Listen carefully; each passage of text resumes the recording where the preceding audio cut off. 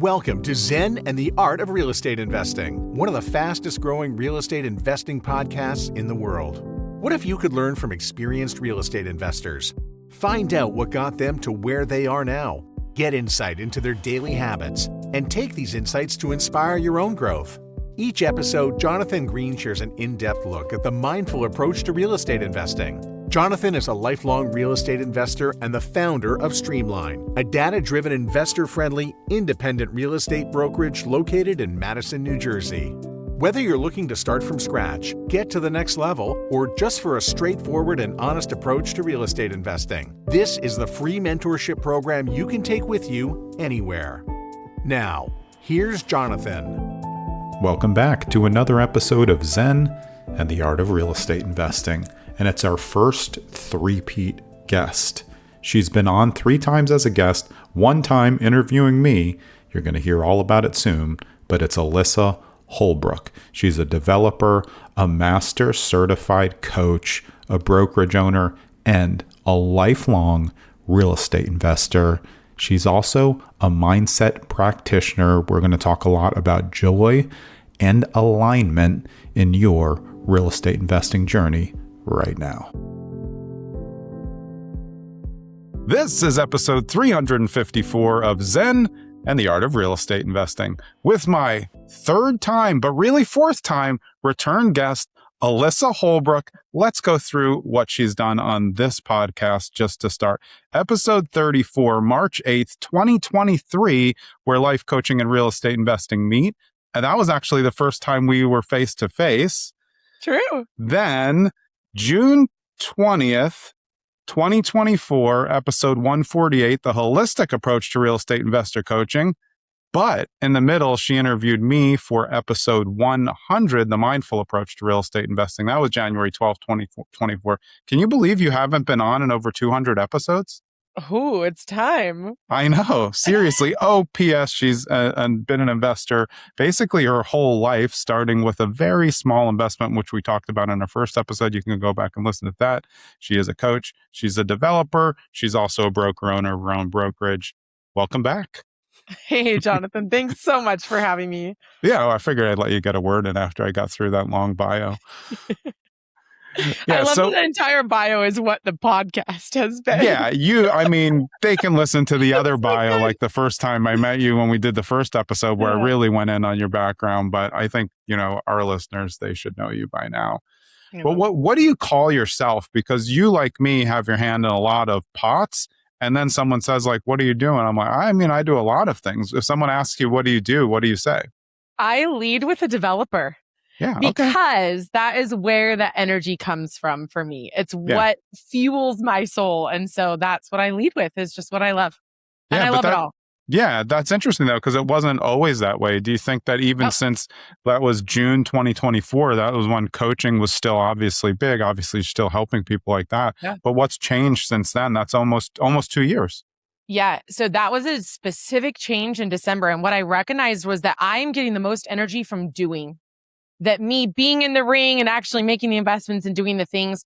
And I'll just kind of spoiler alert. Yeah.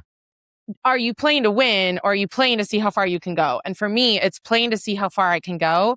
And so that testing of my capacity and what I'm able to create in the world comes in development. And then everything else is gravy. All my coaching clients just find me without me advertising because I'm doing something noteworthy that they're like, I want to do that in my life. And so it's more about me leading with my life's vision and mission of being an example of what's possible. Yeah, and I even remember a few years ago when you were coaching a lot of people and they were really starting to do big development deals, and you were sometimes like accountants who see all these deals and they're like, why aren't I doing these deals? Yes. You're coaching someone and you're like, that deal looks pretty good. I want in on that. And why do you think that you didn't want to put yourself in that situation? Was it easier to coach the people to do it? And then how did you make the decision to just say, well, I got to do this myself? No, I was working so hard to constrain myself to that identity of a coach. And so I saw the deals. I even was doing the deals. I just didn't lead with that. And I think for me, understanding who I am, it's so ridiculous. And I'm not a massive fan of ChatGPT or anything, but I put all of my personality profile tests in there and worked with my coaches and therapists to be like, if if I were to lose all other identities, what is the identity I wouldn't lose? And for me, it's being a builder, it's doing the building. And if I lived my entire life and only coached people, it would not be fulfilling to me.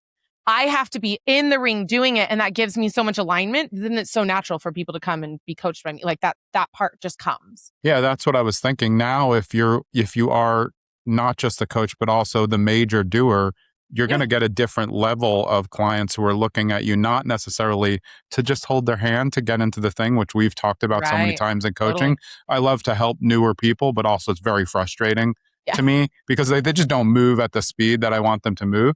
But then if you're doing this large scale and that's what fills you up, you really have that as the leader to coaching as something as helping people, and they can watch it along the way as well, instead of kind of like hiding that part and saying, I don't want them to know that I'm also crushing deals. Right, totally. I was like still doing it and hiding it. But I think it's the key is alignment. Like when I am so in line, and I will say in creation and in challenge for me, like being challenged by the biggest thing and doing all the detail work to make sure that it does work.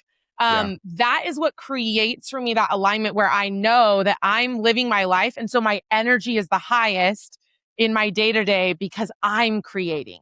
And so then people feel that. So for me, it's actually become more about leading with what creates me to be living the biggest life that I possibly can and feeling in ease and in joy of creation. Pretty interesting though, because we have like opposite personalities in some ways, but if the way that you're talking, I talk, more monotone about it, but you know me, I'm happiest when I'm building something. When there's nothing left to build, I'm bored. And building to me is the action. And then that is what I'm working on. And so each time I'm always thinking like, well, what can I build now? And that is what still fuels me up. Like, obviously I'm older than you by a fair amount, but when people think of like, oh, I want to get to X and then retire, like, I don't think people like you and I, like, what would I do? I'm always going to have a next thing or helping someone else do a next thing and being involved, right? I mean, that's the action. Yes, it's about impact for me. And some of the impact for some of the visionaries and CEOs, that impact is in them creating the thing. Yeah. So for me, the impact is being an example of what's possible. There are not many women in development and specifically being self-funded, which is probably where I'm heading. Yeah. It just doesn't really exist in a lot of the world. And so it's doing something and almost like breaking that barrier as much as I can in order to create like belief in other people that that's possible for them too, whatever it is. It doesn't always have to be women, but that just happens to be something, that I resonate with. Yeah, but I do think it's always good when you're looking at a field that's still less populated by women to be someone who's out there to just break more into it. Because it's just, even if someone just comes across and sees what you're doing, it means that they realize, oh, well, that's an arena that I can go into now. It should be every arena, but also if you walk into the room and there's 99 men and one woman, it doesn't feel that comfortable. I'm sure. I wouldn't know. I'm usually on the man side, so I'm just like, okay, this is great, but it's not great. Like going to BEC in the years where there weren't very many women 4 years ago, and now there are way more. I think it felt exciting. It felt like a challenge. It was like, look, we're here to like make names, be industry leaders, or just like make an impact in our own life, seeing what we're capable of, what's possible for us. And so I think for me, stepping into a room like that is like, it's on. Let's go. Like, well, that suits your personality. Yeah. Yeah. Right. Not from a place of ego, though. From a place of creation and challenge, leaning into doing something new. I am not a plug and play repeat type of person with systems. Like you said, it's exciting. Once you do the thing, then you want to do the next thing. And I love about you, Jonathan, how you enable yourself and allow yourself to pivot so often. Like today, I was like, oh, am I teaching that class next week? No, it's not happening because you allowed yourself the grace and freedom to stick with what aligns for you and say no to other things. And I think you do that on the real estate investing side of things too. Like I watch you even portray things publicly, right? I saw this property for myself. Yeah. And then sometimes you decide to buy and sometimes you don't. We were just talking about taking podcast episodes down, right? If what you predicted didn't come true, or if where you're at is, if I say I'm going to make money in this deal and then it doesn't, right? And for you, you're so willing, it's almost vulnerable to just share. Here's what I looked at and I've been under contract. These are why my deals don't work. Didn't you have an episode about that recently? Yeah. And here's why none of my personal deals work. It's fascinating. The resonation is, it's interesting. I mean, I think because we live in a time now where there's kind of like creative authenticity, I would call it, where people are almost trying to manufacture being authentic. And then you have people like, I just don't care what I say. Because I know I'm not going to say anything like offensive. I don't care about being vulnerable. I mean, people get offended by me, but not in like, they shouldn't be, but like, to me, vulnerability is like the best part of life, because as you were saying, it allows people to then understand like, oh, actually that anyone can screw up. Like I can't close a deal. Like I just had another failed deal. It's not, it's just, I'm a tough deal maker, but things happen. Real estate is move in, move on to the next thing. And you want to make sure, like we're saying, to keep in action or you'll just become stagnant. Yeah. And I think it's interesting when you're underwriting deals. So it's knowing how you work. One of the things that I've been thinking about is I operate a lot according to what my coaches or my personality tests have kind of shown me about myself. So before I make a decision, I need a lot of information. And when you look at my last week, my weeks are variable. I have been talking to 10 different funding sources and actually making I just talked to the district manager of a fund that's publicly traded. They're taking it to the owners to look at my deal, which is kind of like crazy. Who am I talking to? Or I talked and got consulting from a $54 billion company owner that wants to invest in my deal. These are good signs, by the way. But when I look at these different ways that I could structure that partnership, I am going to go in line with my genius, right? Which for me is gathering a massive amount of information until I feel that I've hit sufficiency. And then I quickly make a decision. And then from there, my strength is to be flexible. And so I see that in you, that even though you might have other areas where you're, I don't know what to say, like more rigid, you have also flexibility to allow yourself to make the decisions that's right for you and don't care what people say when you change tracks. Yeah, I think it's important. But I mean, I think it's a journey for all of us. And it's a journey when you're in a new asset class or you're in a kind of in a new room or you're playing at a different level. Like you're saying, like this deal that we're going to talk about. Yeah, it's a big level. And then you do you go through times where even you were like second guessing it? Like, can I handle this? Okay. I mean, I know that you do, but Tuesday was 50% of the earnest money became non-refundable on Tuesday for a deal that's the overall project will be between $10 and $14 million. Yeah. And I literally felt like I would throw up. Like I felt like I was on a roller coaster the hour, 2 hours before. Like, is this, you can't trust your feelings in that moment. Yeah.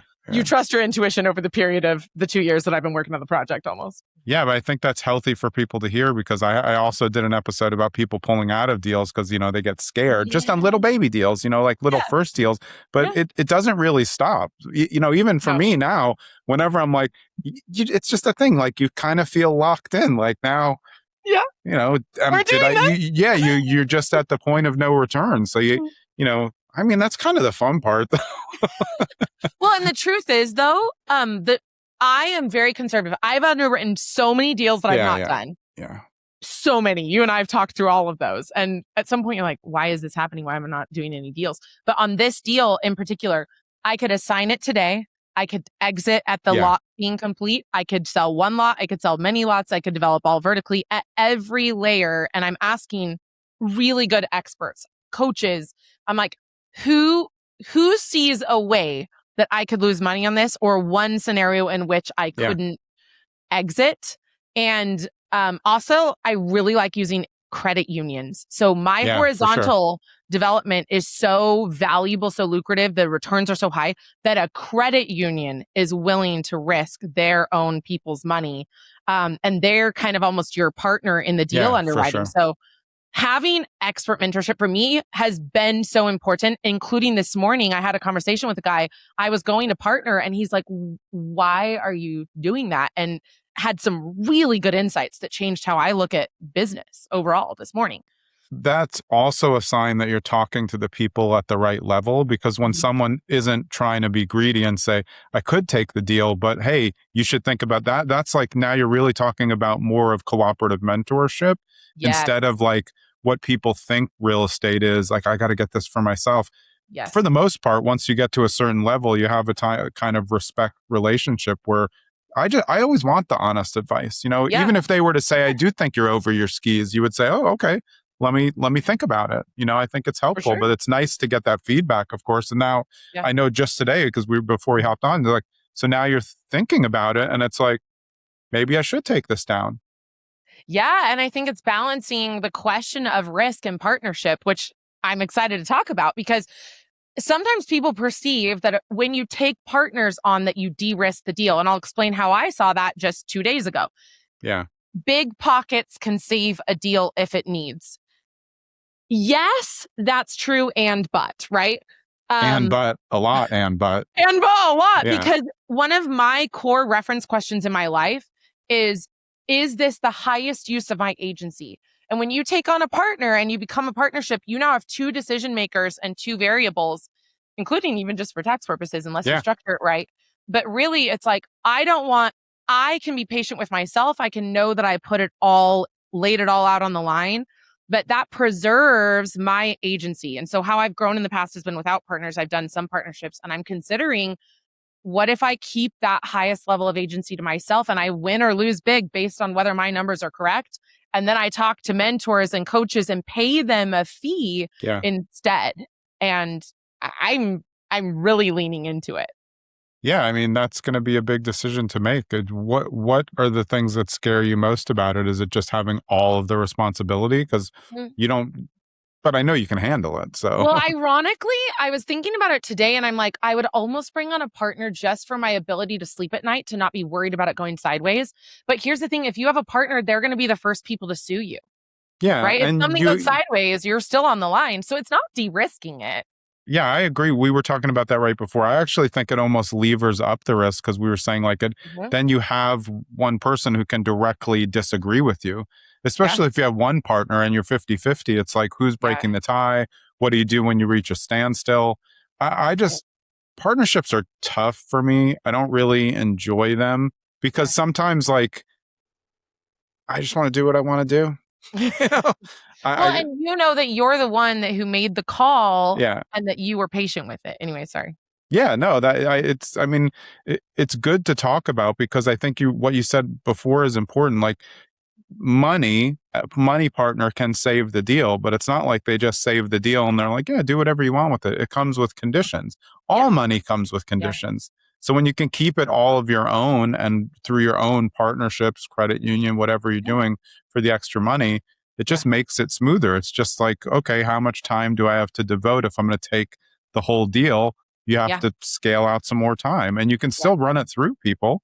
Like you said, you have paid coaches, paid mentors. Those are things that are available to you.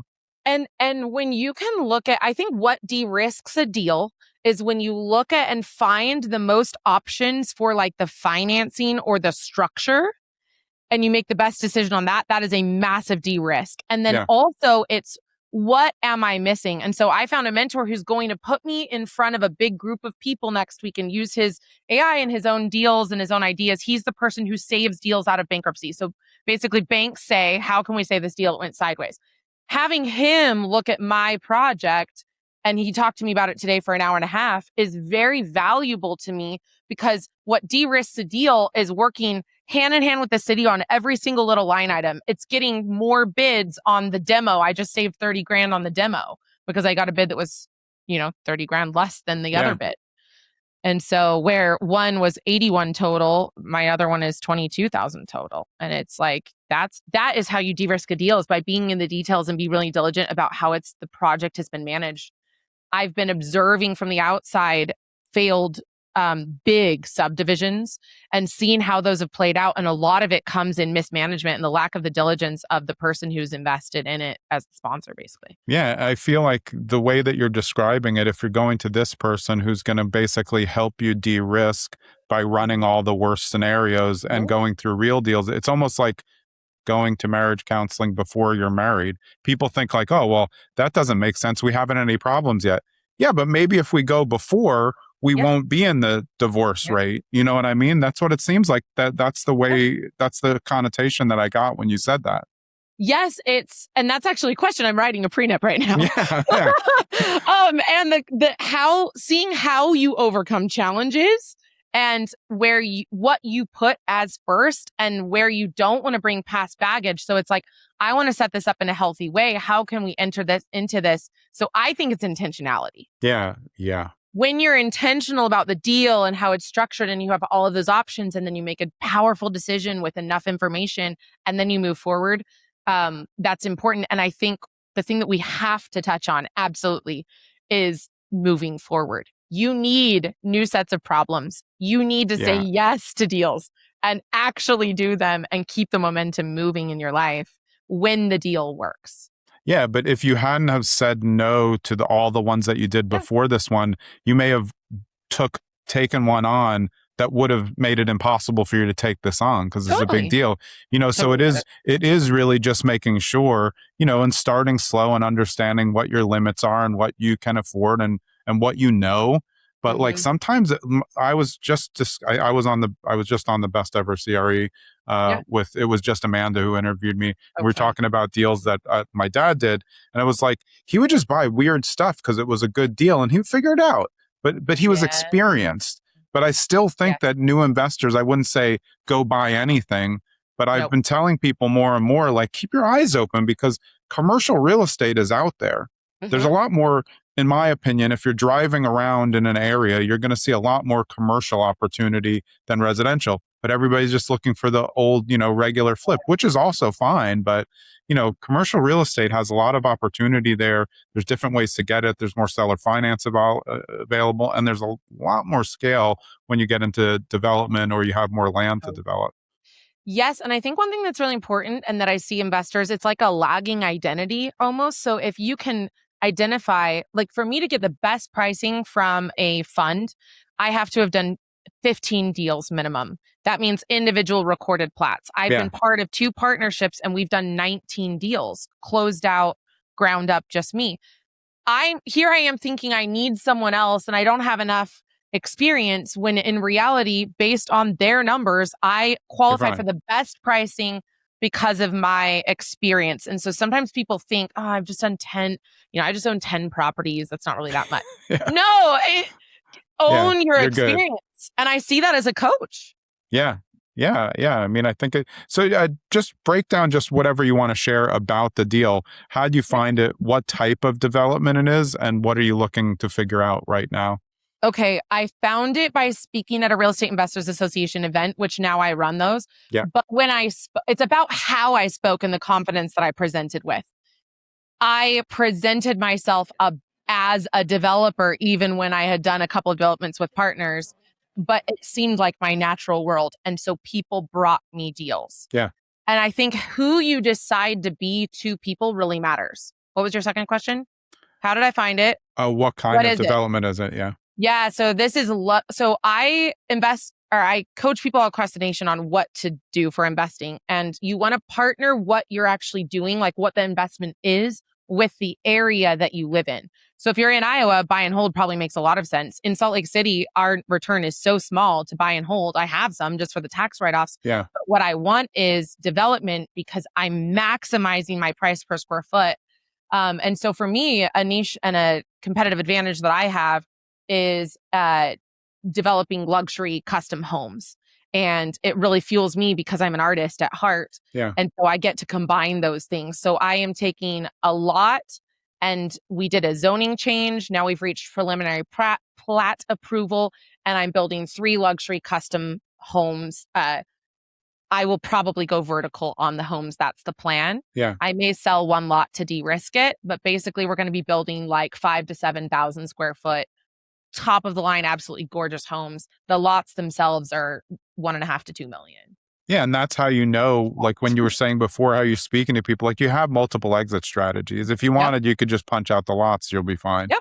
Totally. Like if something comes up, you're still okay. And that's always having an exit plan, which we recommend for anyone. If you don't understand what your exit plans are, that's how you get yourself in hot water. I have A, B, C, D, E. I have 5 exit plans. I'm not even kidding. Yeah. And multiple partner builders that I could work with along the way. That's what you want. I mean, I think that comes with experience, but also comes in choosing a deal where you look at that up front. Like we said, we're doing due diligence in advance. And as we're doing the deal, you're always doing more due diligence on what else can I put in there. Like some of those A, B, C, D, E may have come up after you're already into the process, but you see another opportunity, something else pops up, and you just add it to the back of the line for, hey, a just in case scenario. Yeah, Jonathan, I want to talk about something though, because as we say, saying no to deals, and I said no to deals for 5 years because I had the perspective, this is my one bullet. It's the one thing that I can do. And I want to balance staying in motion and making powerful decisions to say yes.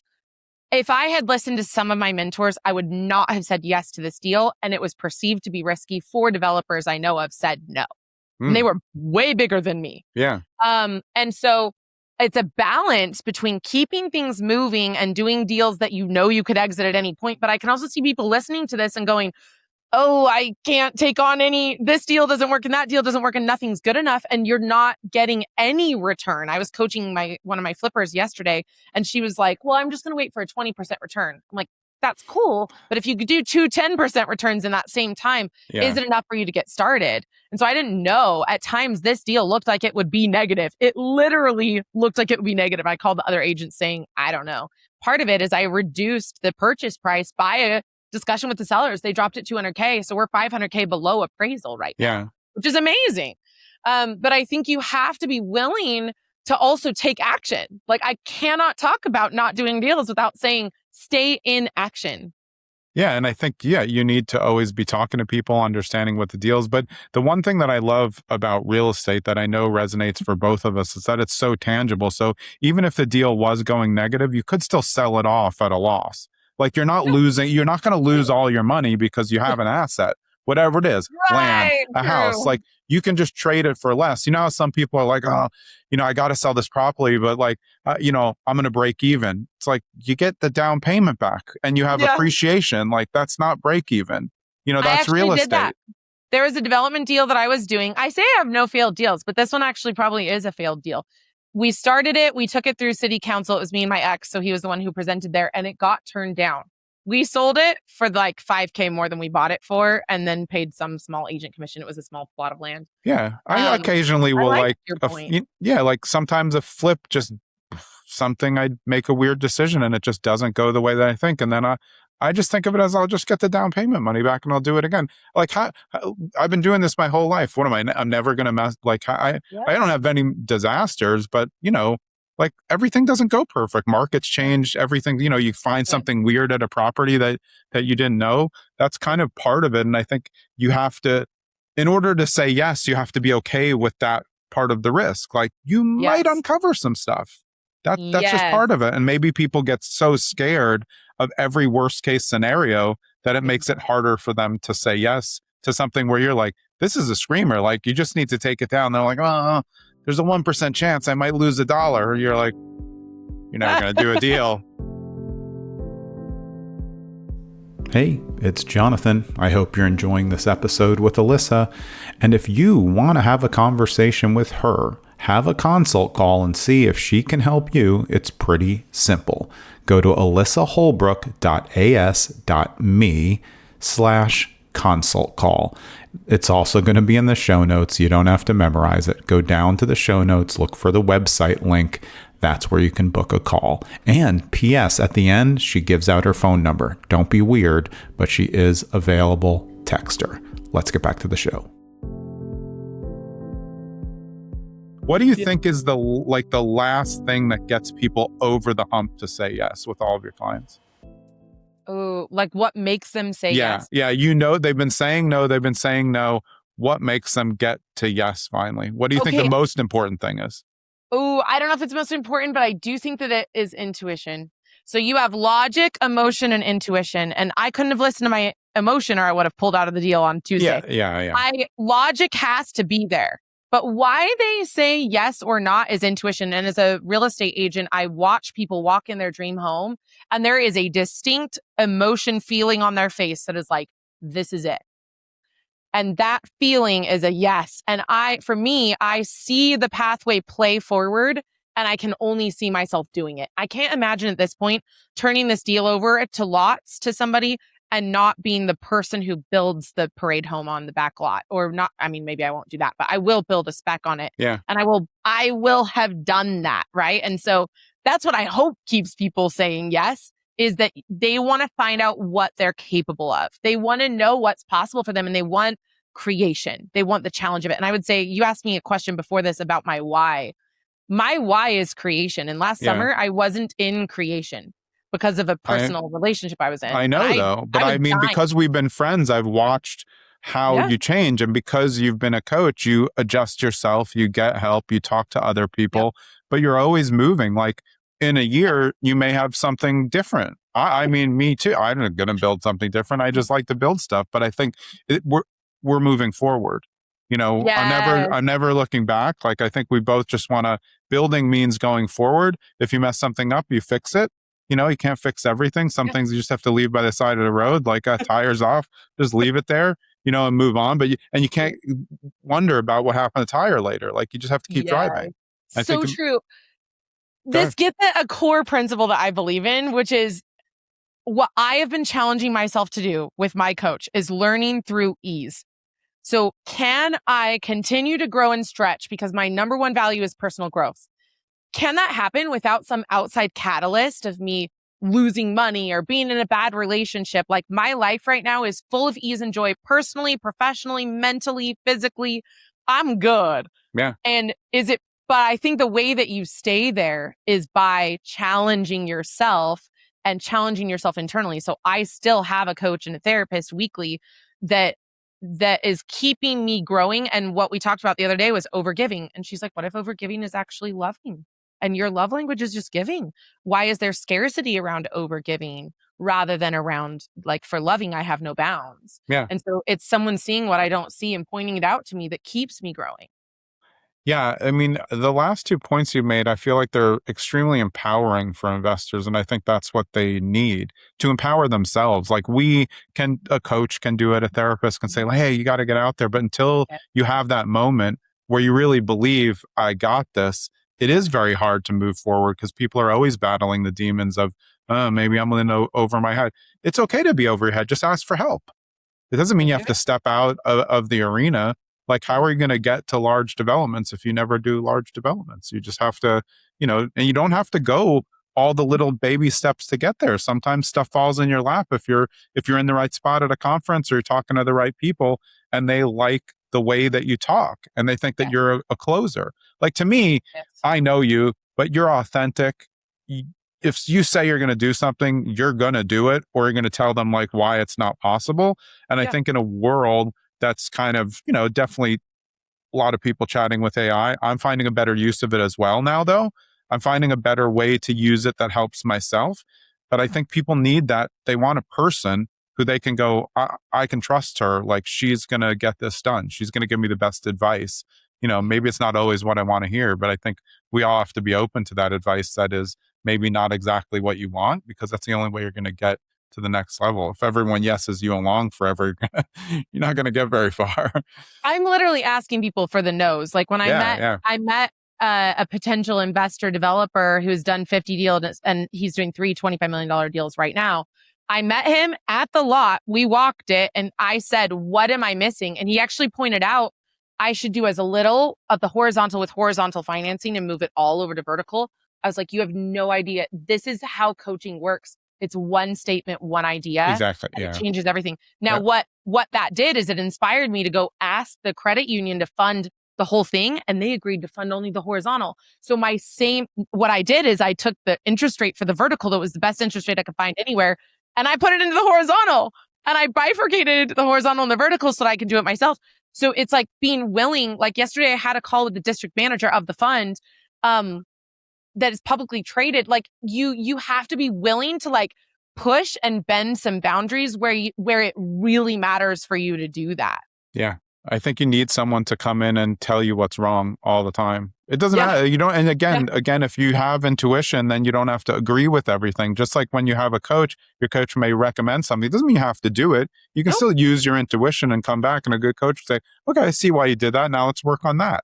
because Yes. we all have our own, like we said, personal autonomy to make choices. I think some people get a coach or a mentor and they feel like they have to do everything that they say. And that will also get you in trouble because you don't know, sometimes there's ulterior motives. Like you still have to balance your intuition with what you're getting from coaching, mentorship, relationships. See if you bring someone out to the project, maybe they want a part of it. So they talk to you different. Oh, I think you're messing up here. Let me hop in. Yep. It is hard to see. It's a lot. Okay, this is massive for me. And it's the reason that all of my companies are called sovereign. I have a tendency to put other people in positions of authority and take what they say as the rule and the law. And many of them are self-interested. It doesn't matter whether they are or not. I have worked at length with my mentors for them not to tell me what to do. And we've had lots of calls like that. Yes, right? Like, what should I do? You're like, yeah. I'm not going to tell you what to You're do. like, they said this. I'm like, don't do that. I don't like that. And you're like, yes. Oh, yeah. And you get competing opinions too. Yeah, So to me, sovereignty is me and God or my creator, however you want to look at it, getting clear on my intention and where I want to take my own life through my desires. And the whole world and everyone else's opinions melt away. Yeah. And it's, do I feel comfortable with this? If I don't, I'm bringing on partners. Yeah. Do I want to maintain that, whatever it is, my ability to make a decision?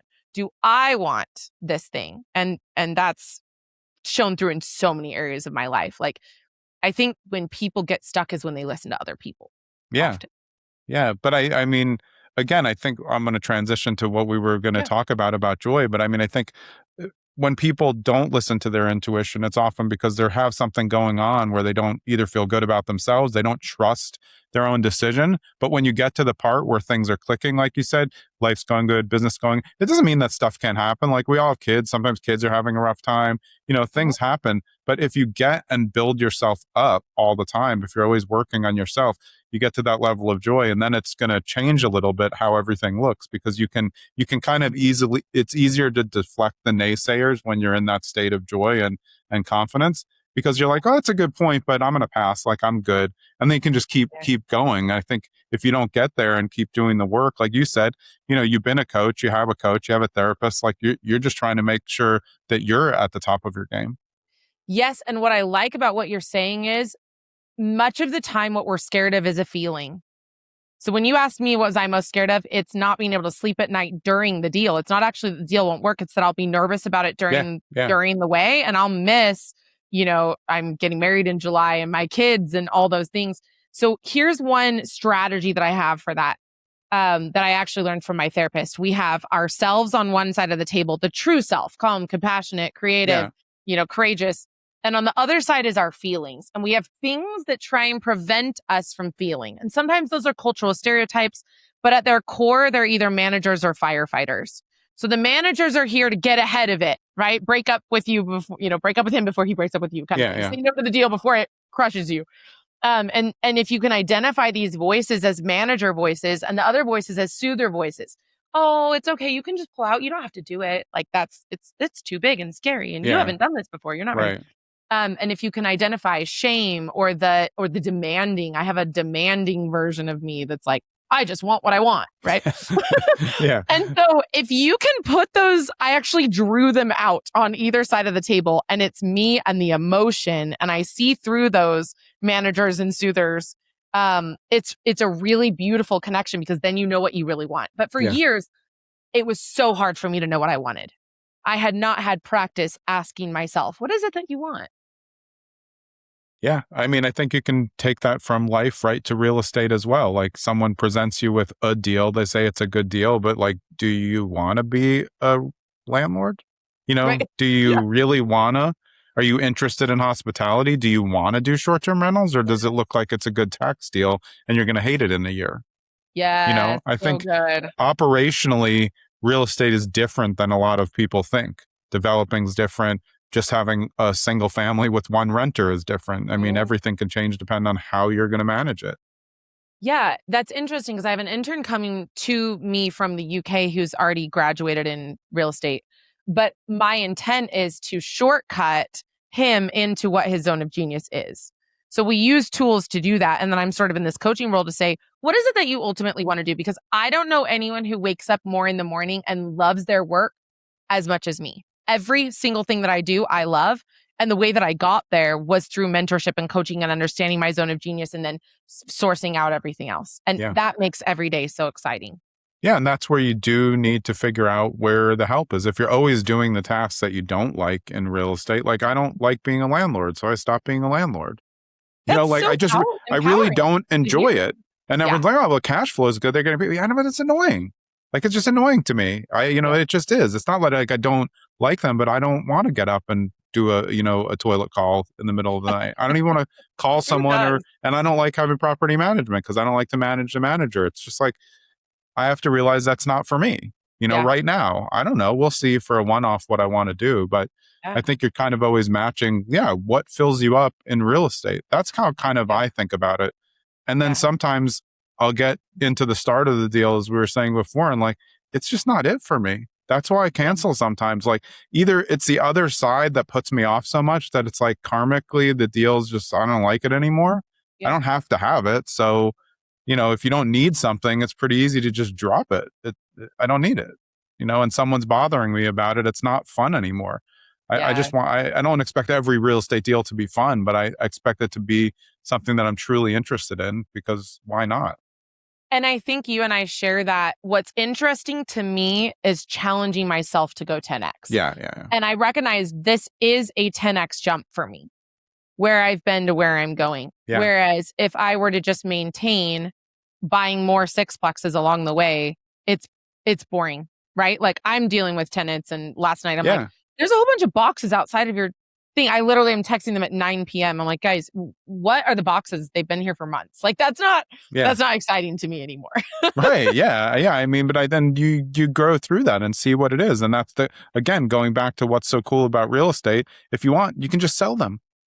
There's a buyer. If you've done a good job, there's a ready, willing, and able buyers out there to take over for you. That's why it's good. You trade it out. You don't have to hold everything forever, even if you're a buy and hold investor.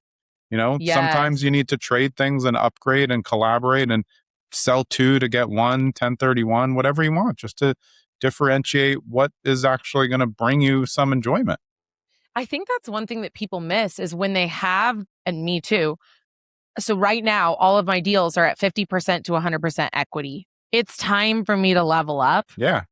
And a lot of investors just let it ride because it feels so nice. You're making income. It's 50% paid off, 100% paid off. But my return on my 100% paid off thing is like 1%. It's like a condo, and it's just boring and like so not worth my time.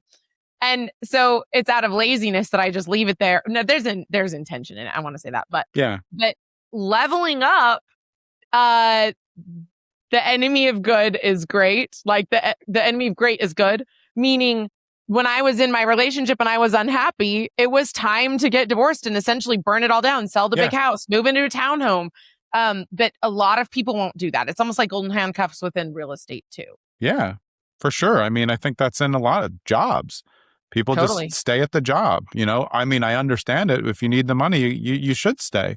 Right. Unless you have something else lined up because you have to take care of your family or whoever is involved. But, do you want to be miserable every day, or do you want to just go in with a different attitude? I mean, my first job was as a prosecutor. I was making $25,000 in 1997, working 100 hours a week. My friends and I we had the best time that I've ever had at a job. We just all loved it. Like, were we overworked and underpaid? Yep. Didn't care. Didn't care. Well, and I think that's a good litmus test. Like, I would do what I do every day, even if I was negative at the end of the year. Yeah. Now, not over a long period of time, but because I know that they're deferred gains. But right. But yes, do something that you love. But I coach a lot of people who quit their day job and think that real estate is we've talked about this. Yeah. Before. I think we might have even talked about this on a different episode. Yeah.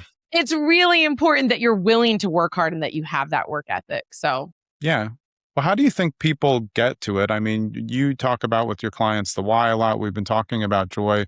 What do you think people can do on a day-to-day basis to make sure they're starting to tune into that intuition that we were talking about and uncovering what's really going to fill them up, whether it's like now and into the future? Because it's hard. It's hard. There's a lot going on. the things are expensive right now. Hopefully that's going to change for the better sometime soon, a little bit, because it's just people want to get into something, but they don't know what it is that they're going to like. But I think not knowing sometimes keeps them in that kind of spiral, like trying to make the decision. How are you going to find it? It's tough. I really think that the answer is making powerful decisions and saying yes.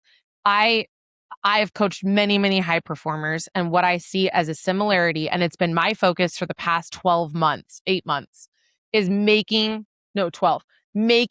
powerful decisions with less and less hesitation. I do want information, but I need the right information. I don't need all of the information. Yeah. And so for people to stay attached and connected to their why is because of they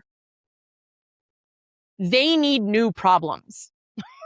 Yeah, but don't have the same problem over and over. And 3 months from now or 3 years from now, like when I hear people say, I've been trying to invest for 10 years. One of my coaching clients said that. I'm like, what do you mean trying? Right. How many offers have you made? Said no. Yeah. But I think you have to be okay with saying yes and it not being perfect. You know what I mean? Sometimes you just say yes and then you just change your mind. That's okay.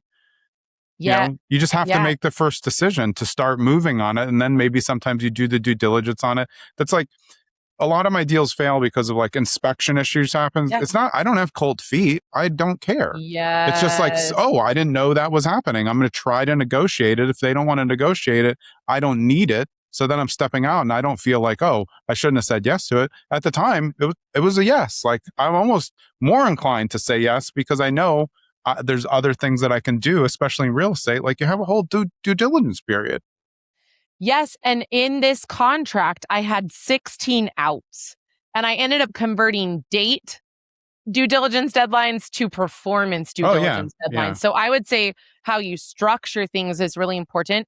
And knowing when it's actually a no versus when it's a no to push past. So when I went and saw the city, they said round board, committee review, 12 people in the room with me, and they said, don't do this deal. I'm like, whoa, you literally said that? He's like, at most, you'll get 2 lots. In the end, I could have gotten 4.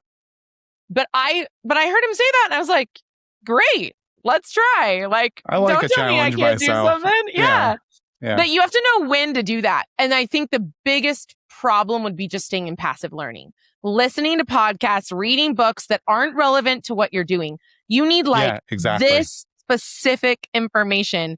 And when you don't know what that is, find a mentor. That's literally what I just did. I found a coach who's going to tell me exactly what I'm missing. Yeah.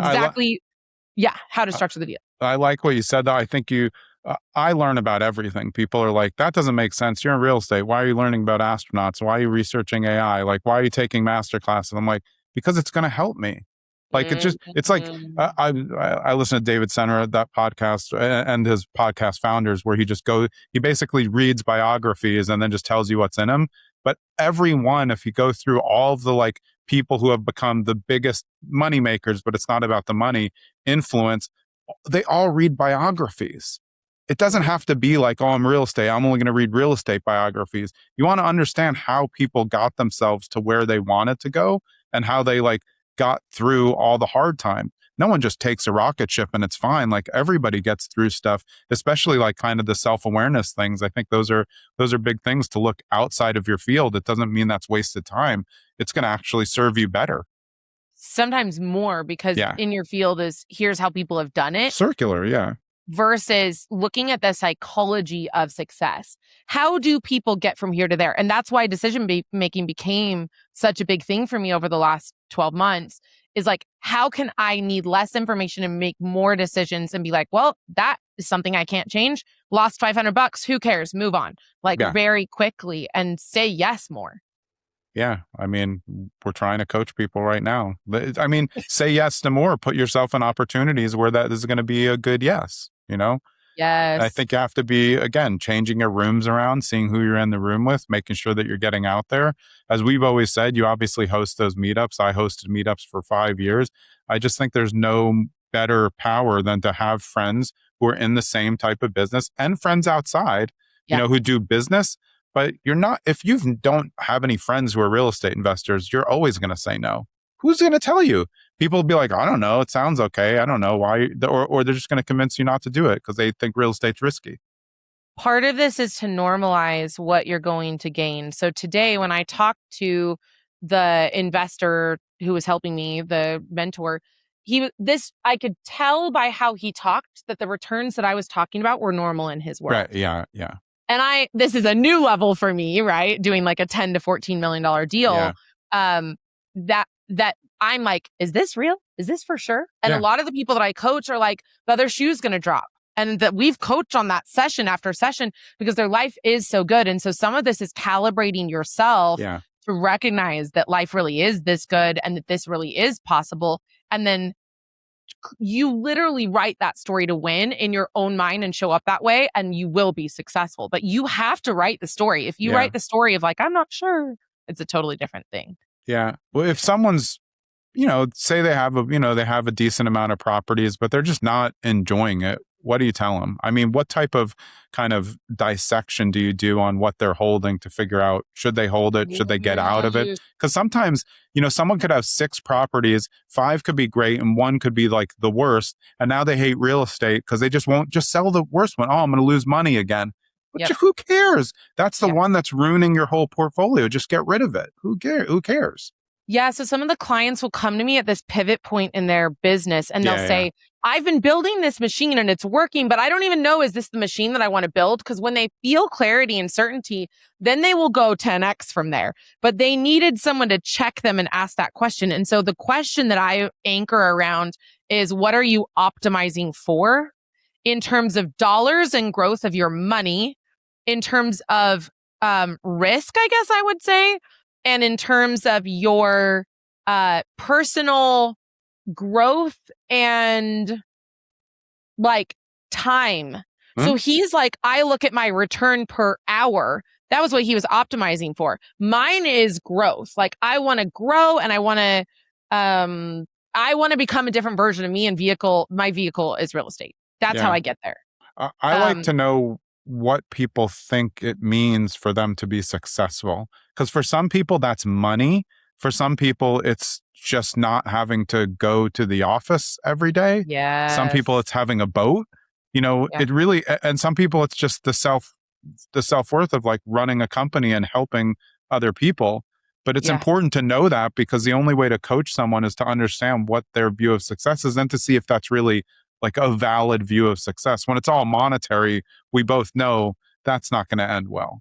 Okay, so this is why I hired my coach, because I was very focused around financial success. And on our last session, a year later, he said, money needs to be fourth in your life, right? There's God and personal growth, and then there's my relationship, and then there's my kids, and then there's money and work.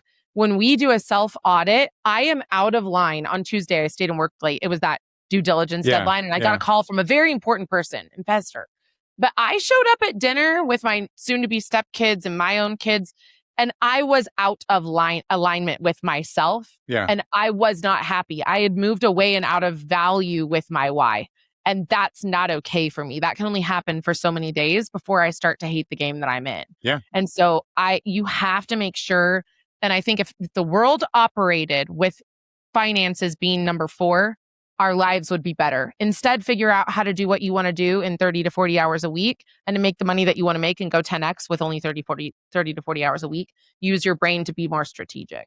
Yeah. And I think if your goal is to help X, whatever it is in there, the money comes. Like, as an agent, to me, it's like, I'm not chasing the commission. I'm just going to do a great job. If I do a great job, I'm going to get a commission, whatever it is, whether it's a rental or it's a luxury.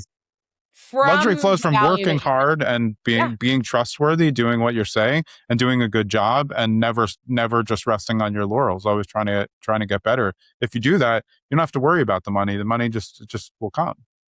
It's it may not be what you want at first, but if you just keep doing it, it probably will compound. It will. And I think when you show up and lead first with value and serving, it does something internally for you as well. It is about the money, and the money is not the thing that you seek. The impact is what you seek. And I think that's kind of been I still coach people. I coach a lot of people, but I don't market the coaching very much anymore. And yet I have as many clients as ever. And I think that there's something really powerful to be said at that, because it's what I'm leading with and how I'm living my life, that then I'm able to make impact from there, and then the money flows after that. And so you're acting in alignment with what's right for you and what's right for the people that you're serving too. Yeah. Before we hop off, what's the best way for someone to find a coach? Because there's so much out there, and I think people can look and think people are coaches, and they're really just like internet celebrities. They're not even really mentors. Like, how do you find a true coach to help you, whether it's a life coach, coach for investing, someone who you're going to pay them to not tell you everything that you want to hear, but to really coach you to what your goals are. It's hard to find, I think, because it's not an industry where there's like, you got X degree, now you're this. There's lots of different levels of what coaches mean. Okay. I am coaching someone, and she is also having a partner who's essentially a coach. He's just in a partnership role and getting compensated in that way. I spent an hour and a half with him on the phone last night, just because. Yeah.